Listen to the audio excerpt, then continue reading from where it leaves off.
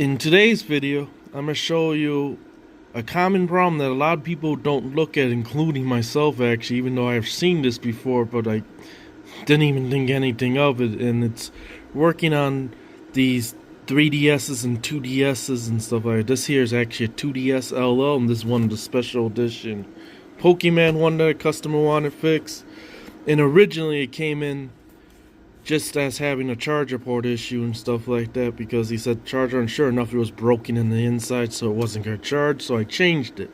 Now unfortunately you can't just buy these charger ports that easily and stuff like that, so a lot of people usually mod them to USB-C, or they just take another console. And since I happen to have another water damaged board, which you can see that's heavily water damaged, and underneath it's a mess there, but I do keep those boards just for these parts.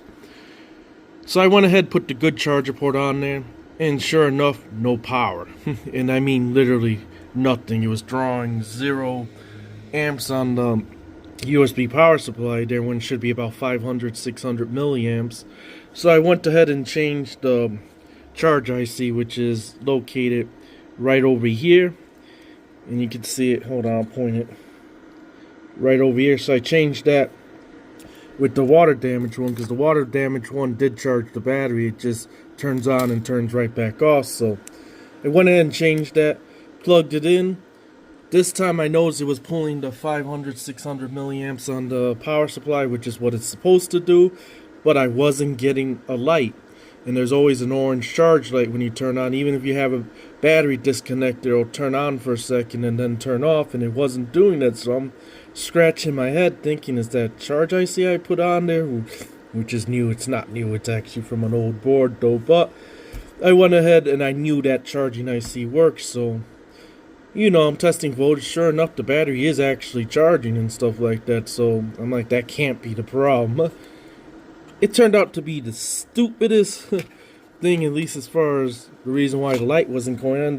The LED itself, hold on, let me see if I can focus a little bit better, but the LED itself, you can see the other bad one right there, which is the power LED, but the charge LED, which is this one right here, which I replaced already, was actually faulty.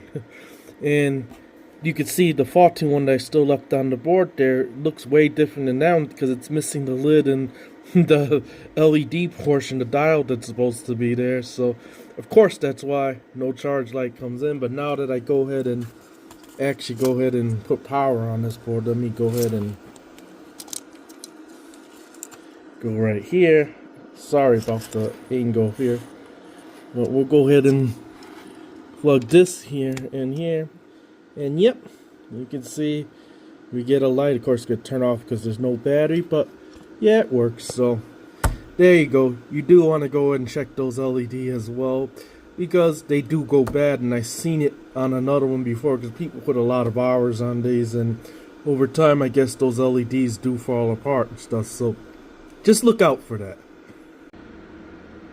So I went ahead and decided also go and change the power and Wi-Fi LED as well too, because they were bad as well too. And this way at least now he also has a power on indicator and stuff like that.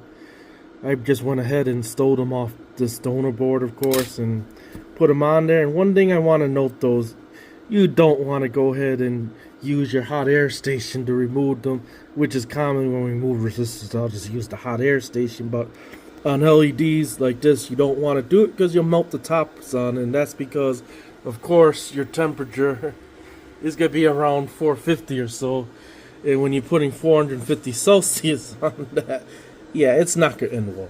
So you want to go ahead and use low melt solder pretty much on each of the side. What low melt does is, as you molten one side of it, you can go to the other side, molten it, it still stays molten long enough where you can flick the LED off the board, and then go ahead and clean up your pads and then put them on a new board. And this way you're using a lot lower temperature and a lot less risky to the LEDs. Thankfully they all survived, they all do work, because I already tested it. So I'm going to go ahead and clean the rest of this up. Let's check other issues like joystick drift, stuff like that, and check I think he did say that the actual LCDs did work and stuff like that before it stopped powering on. But I'll go ahead and check that. We'll get this thing put together and I'll show you it power on pretty much. So I went ahead and temporarily got everything back together enough for testing. because I'm not even sure if the LCDs and stuff work, because when it came in it didn't power on, and unfortunately it had charge IC issues. It had all the LEDs were bad, the charger port and stuff. So as I shown earlier, I went ahead and replaced all that. As you can see, the charge light is on, and if you look at my power supply, it's pulling about 597 milliamps, which is what it's supposed to pull around. So let's go ahead and turn it on and hope that there really is no other issues with this thing. He did say it worked before it stopped turning on, so I'm expecting it to turn on good. We got a blue light there. The Wi-Fi light should start flashing, which it is. So that means it's coming up, and then the LCDs will come on, and yeah, she's working. So that's very good. And the touch even works.